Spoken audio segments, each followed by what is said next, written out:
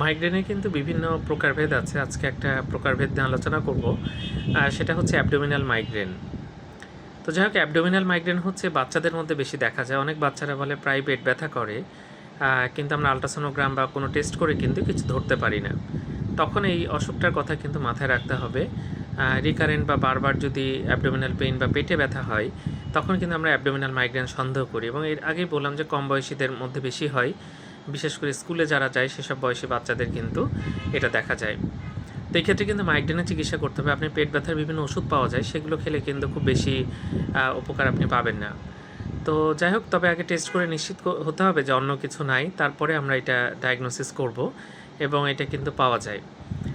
মাইগ্রেনে যেমন অসহ্য মাথা ব্যথা হয়, এক্ষেত্রে মাথা ব্যথা কিন্তু থাকতেও পারে, নাও থাকতে পারে। এক্ষেত্রে মূল ব্যথাটা কিন্তু পেটে হবে।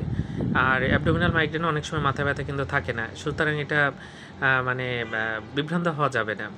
তো যাই হোক, এরকম হলে ভালো একজন ডাক্তার দেখাবেন, তিনি নিশ্চয়ই এটা সমাধান করতে পারবেন। ধন্যবাদ সবাইকে।